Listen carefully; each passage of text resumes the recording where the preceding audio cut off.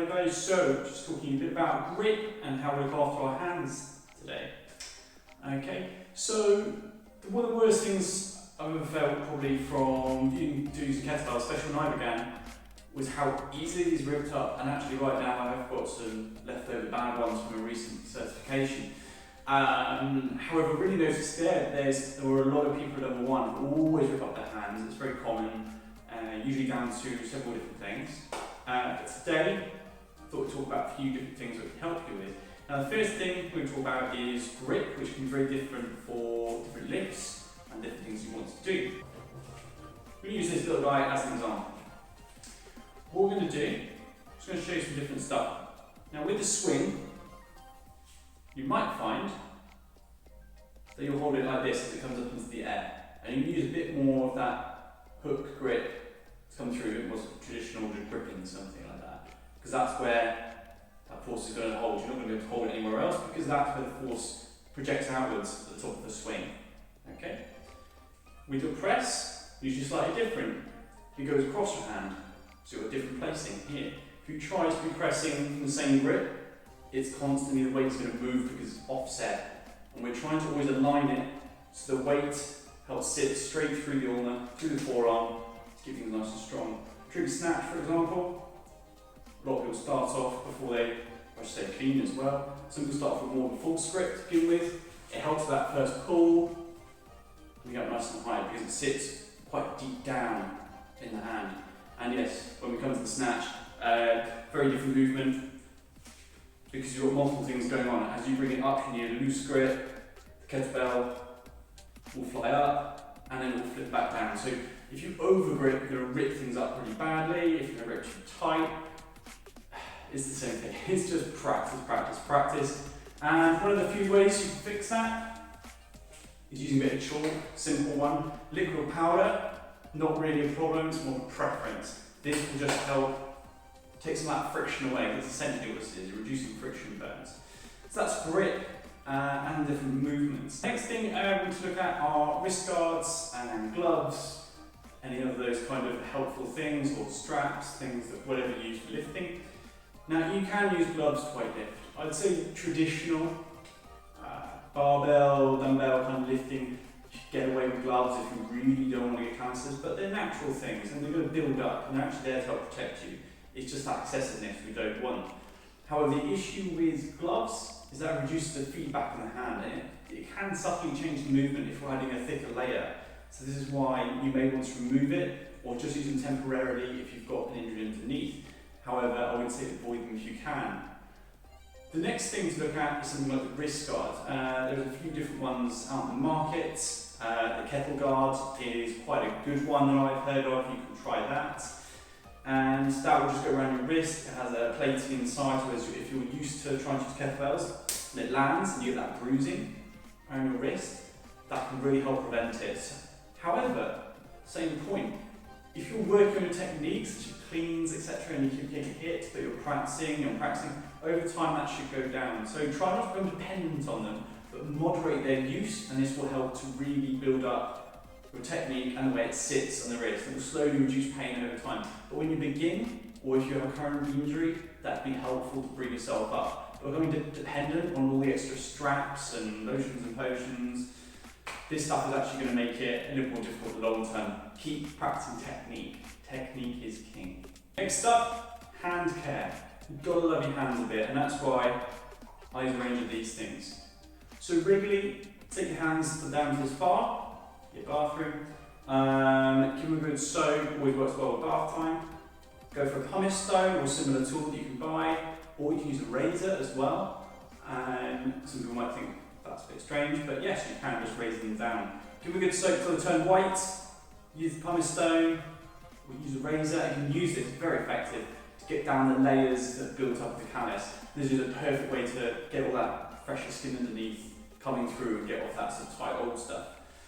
Now, once you've done that, you can switch on to using this stuff. This is the Climb On cream bar, really useful. I've been using it for several years now, very, very good. I usually put on loads into the hand, I rub it really tight, it just to melt the wax, because it gets in all around the skin anyway, which is good for you.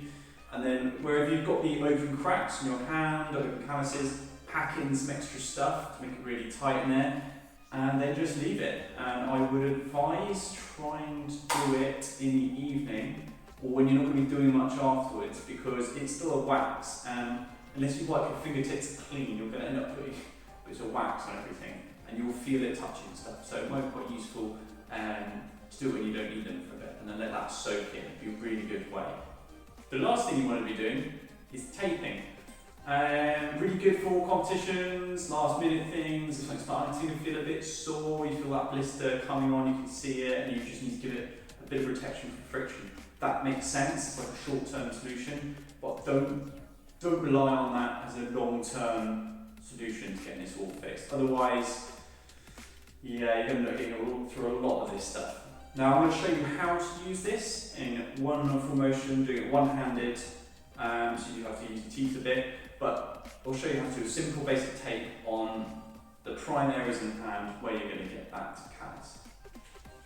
Okay, taping. So imagine there's something in your palm, which is most likely where it will be. Tear off a bit to start with. Now I'm going to say it's going down my middle finger here, and we'll say there's a bit in the palm. I'm going to start putting a piece, again, of stretchy tape. Try and get some stuck down on your wrist. I usually tuck it in there, pull until it goes round, tuck it under, then pull back down the arm. Now, as you might have seen, that does spring back up a bit, but there's a reason for that, and we are going to deal with it. Just make sure on the other side, you can pull the sticky part down to make sure it stays. Now, once we get to here, we're just going to rub this in and make sure it's nice and secure on the wrist. So that's your first part. Then you're going to grab your tape. Again, make sure it stays there. Get your tape on your wrist, go around, and now you can have a nice secure first bit to your taping. Now, that just gets something in place. And we went round this way first, and we're going to go around the other way this time. That probably came unstuck because I haven't used this tape, so the end bit's probably lost a bit of stick. So I'm going back around in the opposite way with the finger this time. Making sure I get my sticky bit coming round and down on the inside. There we go. Again, get that flat to go over where the callus or the blister is. Pull back down your arm. Pull off those two bits, and then we'll do one more securing the tape. To quickly wrap around, give you a bit of security. So this will protect your callus, and as you can see, I've ended up with 4 layers, and the prime one going through on the middle of the hand. Okay? And obviously you can put chalk if you want under this, etc. That's just going to help remove moisture, but in terms of the contact, that's going to help give you a nice solid bit of strength. It looks smart, it holds strong, and if you really need to, once it's stuck down a bit, you can just take this off. You need to free your hand for a bit, and stick it back through. Okay guys, well, thank you for listening, and remember, look after your hands and be very careful. Listen for warning signs when you get that red fiery feeling in different places. Tape it if you need to. Take good care of your hands. Give them a scratch down, add some cream, add some tape if you need it, and hopefully over time your technique will also improve. And before you know it, you won't need so many aids for it. I hope this helps, and if you've got any comments or questions, obviously send them over and I'm happy to help further with them.